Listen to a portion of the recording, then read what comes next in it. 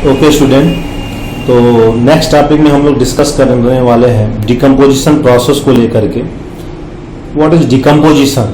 You know very well that decomposition process आपने class 10 में chemistry में पढ़ा है, बायो में भी डिकम्पोजिशन को डिस्कस करते हैं हम लोग। लाइफ प्रोसेस फर्स्ट चैप्टर में डिकम्पोजर के बारे में पढ़ते हैं। तो डिकम्पोजर का जो मेन पर्पज है कि किस तरीके से हम किसी भी कॉम्प्लेक्स ऑर्गेनिक मटेरियल को inorganic substance like carbon dioxide, water and other nutrient में हम जो ब्रेक करते हैं उसी प्रोसेस को डिकम्पोजिशन कहा जाता है। तो हम यहाँ पर आते हैं NCERT. As per NCERT you may have heard about the earthworm. आपको अर्थवर्म के बारे में, केचुए के बारे में आपको पता ही है।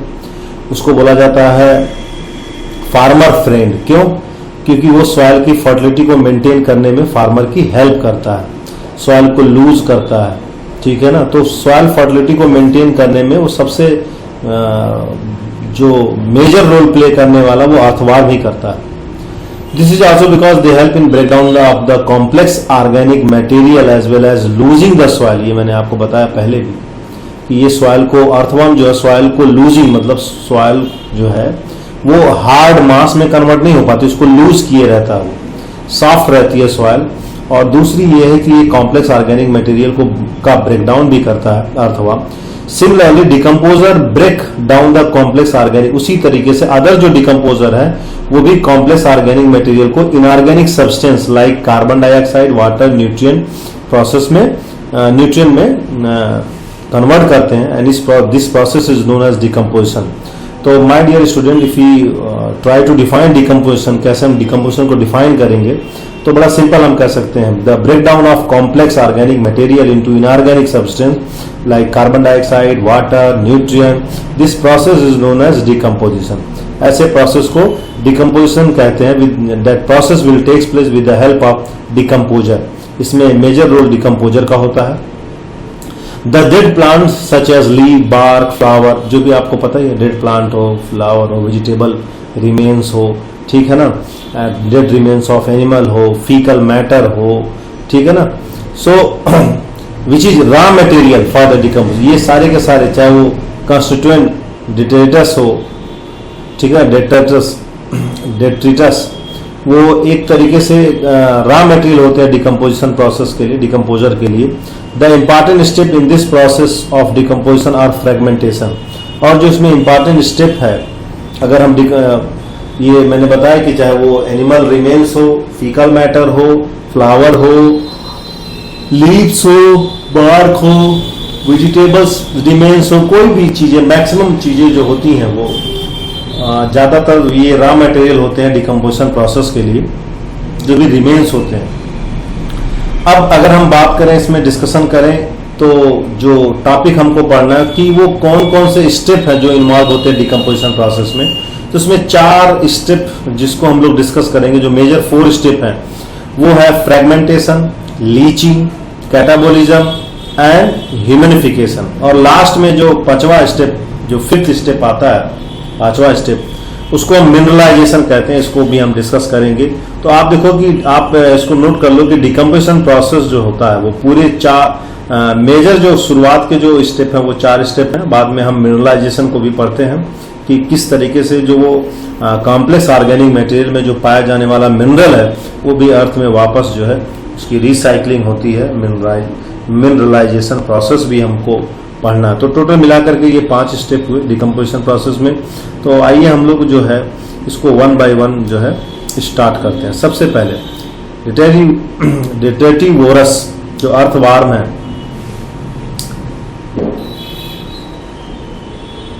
जो अर्थवर्म है वो अर्थवर्म का क्या काम है?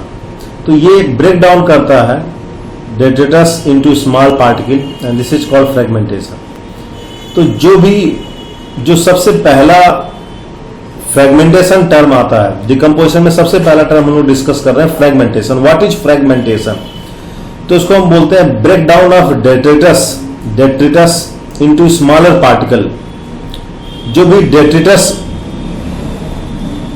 है, चाहे किसी भी फॉर्म में हो, ठीक है ना, उसका जो ब्रेक डाउन होता है इनटू स्मॉलर पार्टिकल, इसको हम फ्रेगमेंटेशन कहते हैं। उसके बाद जो दूसरा स्टेप है, जब वो स्मॉलर पार्टिकल में डेट्रिटस बदल जाएंगे, उसके बाद दूसरा जो टर्म आता है वो आता है लीचिंग।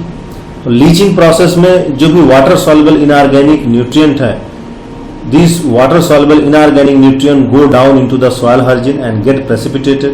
अब जब जैसे सपोज कर लिया कहीं पे हमने वेजिटेबल रिमेन्स या लीव्स या जो भी चीज़ें हैं वो सॉइल में अगर पड़ी हैं, तो सबसे पहला जो काम होगा वो डेट्रिटिवोरस, मतलब जिसमें अर्थवाम आते हैं, उनका काम होगा। पहले वो उसको ब्रेक डाउन करते हैं स्मॉलर पार्टिकल में। अगर उसमें प्रेजेंट कोई भी इनऑर्गेनिक न्यूट्रिएंट है जो कि वाटर के साथ डिजॉल्व करते हैं, तो जैसे ही बारिश या पानी जो भी मिलेगा वो वाटर के साथ मिक्स हो जाएंगे, सॉल्युबल हो जाएंगे और वो सॉइल हार्जन नीचे की तरफ सॉइल में चले जाएंगे और वहीं पर प्रेसिपिटेट हो जाएंगे, ठीक है ना, एज ए अनअवेलेबल साल्ट के रूप में। साल्ट के रूप में वो प्रेसिपिटेट हो जाते हैं सॉइल में नीचे की तरफ। The bacterial fungal enzyme degrade these detritus into simple inorganic substance. और इनमें जो मेजर रोल है वो बैक्टीरिया है, फंगल का है। इनमें जो पाया जाने वाला जो एंजाइम है वो इनको डिग्रेड करता है इनऑर्गेनिक सब्सटेंस में, and this process is called catabolism.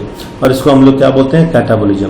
तो लीचिंग के बाद जो बचा कुचा आपका सिंपलर इनऑर्गेनिक सब्सटेंस है, जो कि स्मॉलर पार्टिकल है, जिसको कि बैक्टीरिया और फंजाई अपने एंजाइम के थ्रू उसको सिंपल इनऑर्गेनिक सब्सटेंस में ब्रेक कर देते हैं, तो इस प्रोसेस को बोलते हैं catabolism.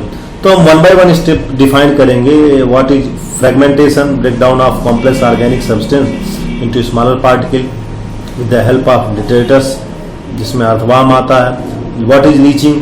Leaching is the removal of soluble inorganic nutrient with water into soil horizon. तो ये जो इनका रिमूवल है, जो इनका प्रेसिपिटेशन है, this is also defined as precipitation of soluble inorganic nutrient into the soil margin is known as leaching। इसको leaching कहते हैं। Now what is catabolism? Catabolism को हम वापस डिफाइन कर सकते हैं कि decomposition of degradation of detritus into simple inorganic substance with the help of enzyme present in bacteria and fungi। तो फंगाई और बैक्टीरिया में जो पाया जाने वाला एंजाइम है उसके हेल्प से डेट्रेटस को सिंपल इनऑर्गेनिक सब्सटेंस में बदलना ही कैटाबोलिज्म कहलाता है। तो इस तरीके से हमने तीनों टर्म को वापस डिफाइन कर लिया। अब हम आते हैं नेक्स्ट टॉपिक, और इस टॉपिक का नाम है humification. What is humification? It is important to know that above the step decomposition operate simultaneously on the detritus. ये सब डिट्रेटस पर ऑपरेट होगा। Humification and mineralisation occur during the decomposition in the soil. ये दोनों process, चाहे वो ह्यूमिनिफिकेशन हो चाहे मिनरलाइजेशन हो, दोनों सॉइल में होता है ड्यूरिंग डिकम्पोजिशन। जिसमें सबसे पहले हम लोग डिफाइन करेंगे ह्यूमिनिफिकेशन प्रोसेस को, दैट व्हाट इज ह्यूमिनिफिकेशन। तो ह्यूमिनिफिकेशन लीड्स टू, अगर आप इस ग्राफ को देखें, इस फिगर को देखें, तो यहां पर जो है, एक मिनट, आप देखो ये ट्री है, ट्री से ये लीव्स जो है सूख जाने के बाद, जो है ड्राई हो जाने के बाद ये लीव्स नीचे गिरते हैं। उसके बाद some of are eaten by insect and other animal, nutrient and energy enter into food web. इस तरीके से जो ऑटोट्रॉपिक न्यूट्रिशन, जो फोटोसिंथेसिस प्रोसेस के थ्रू प्लांट में ऑर्गेनिक मटेरियल बना हुआ था, वो जब लीव्स, ड्राई लीव्स हो जाती है और गिर जाती है ग्राउंड पर सॉइल में, तो इसको इंसेक्ट ईट करते हैं। और इंसेक्ट ईट करने के बाद ये देखिए आप किस तरीके, some nutrient leach in the soil by chemical reaction. इसमें से कुछ रिएक्शन, केमिकल रिएक्शन के थ्रू जो है वो लीच हो जाएंगे inorganic nutrient.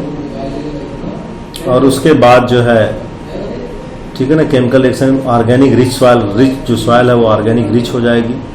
Further decomposition by the earthworm bacteria, या फर्दर ये इसको प्लांट को क्या कर लेगा, एब्जॉर्ब कर लेगा। और अगर हम यहाँ से बात करें तो वापस इसको जो है leaves partially consume by the decomposer such as fungi, bacteria, इसको कंज्यूम कर लिया जाएगा बैक्टीरिया फंजाई के द्वारा, जिसको हम लोग अभी पढ़ा था हमने ना कैटाबोलिज्म वाले पार्ट में।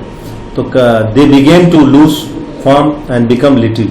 उसके बाद फिर further decomposition by the earthworm bacteria, ठीक है ना, जो फंजाई, ये इसको क्या कर देंगे, वापस ऑर्गेनिक रिच कर देंगे सॉइल को, और वापस इसको प्लांट क्या कर लेगा, एब्जॉर्ब। तो इस तरीके से एक एनर्जी फ्लो है और एक न्यूट्रिएंट साइकिल है। ये this is the diagrammatic representation of decomposition cycle in the terrestrial ecosystem. ये टेरेस्ट्रियल इकोसिस्टम का, not aquatic system. Aquatic system में थोड़ा सा डिफरेंट होता है। तो ये जो ऑर्गेनिक रिच सॉइल है, ये जो एक्यूमुलेशन है डार्क कलर एमार्फस सब्सटेंस, इसी को हम लोग ह्यूमस कहते हैं। आपको पता है कि ह्यूमस को कहीं ना कहीं सॉइल फर्टिलिटी बोलते हैं ना, ह्यूमस जो है, ह्यूमस को लेकर के हम डिस्कशन करते हैं। तो accumulation of dark colour amorphous substance called humus and that is highly resistance to microbial action undergo decomposition. ये हाईली रेजिस्टेंस होता है microbial action and undergo decomposition at extremely slow rate. बहुत स्लो रेट से ये decomposition process में होता रहता है ह्यूमस में। Being colloidal in nature, it serve as a reservoir of nutrient. तो एक तरीके से ये न्यूट्रिएंट का रिजर्वायर के रूप में भी काम करता है जो ह्यूमस। वो धीरे धीरे अपने आप स्लो इनमें डिकम्पोजिशन होता है, बैक्टीरियल डिकम्पोजिशन धीरे धीरे स्लो होता रहता है और ये एक रिजर्वायर का काम करता है। This humus is further degrade into some microbes by some microbes and release inorganic nutrient occur by the process mineralisation. और ये जो ह्यूमस है वापस कुछ माइक्रोब्स के द्वारा डिग्रेड करके इनऑर्गेनिक न्यूट्रिएंट को रिलीज कर दिया जाता है और इसी प्रोसेस को मिनरलाइजेशन कहते हैं। तो my dear student, we can define mineralisation as a release of inorganic nutrient by the degradation of some microbes from the humus। तो ह्यूमस से ह्यूमस का वापस डिग्रेडेशन जब होता है तो उसमें रिलीज होगा इनऑर्गेनिक न्यूट्रिएंट का और इसी प्रोसेस को, ये चूंकि माइक्रोब्स के द्वारा होता है और इसी प्रोसेस को हम मिनरलाइजेशन कहते हैं। तो इस तरीके से रिसाइकलिंग प्रोसेस होता है मिनरल का वापस। Again decomposition is largely oxygen एक रिक्वायरिंग प्रोसेस। इसमें ऑक्सीजन की, जाहिर सी बात है, डिकम्पोजिशन के लिए ऑक्सीजन की रिक्वायरमेंट होती है। अगर हम भी भोजन लेते हैं तो जो भी कुछ भोजन हम लेते हैं उसके बाद जब उसका डिकम्पोजिशन होता है या ब्रेक डाउन हम लोग बोलते हैं, तो रिस्पायरेशन, ड्यूरिंग रिस्पायरेशन में ऑक्सीजन की रिक्वायरमेंट हमको भी होती है।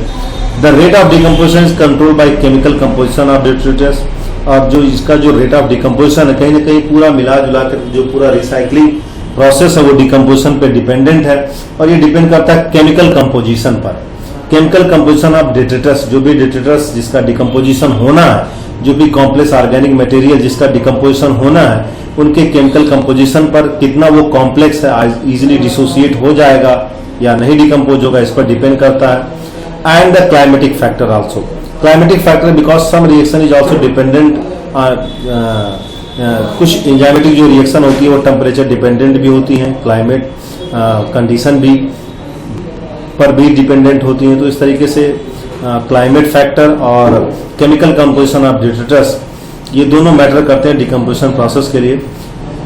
जैसे as example, in a particular climatic condition decomposition rate is slower if detritus is rich in lignin and chitin and quicker if detritus is rich in nitrogen and water. तो अब देखो, आप दिखा रहा है कि कह रहा है कि अगर जो भी डेट्रीटस, जो भी बचा कुचा चीजें, जो भी लीव्स के फॉर्म में, एनिमल डेड बॉडी के फॉर्म में जो भी बचा कुचा है, अगर उसमें लाइग्निन एंड चिटिन ज्यादा है तो कहीं ना कहीं उसका डिकम्पोजिशन प्रोसेस स्लो होगा।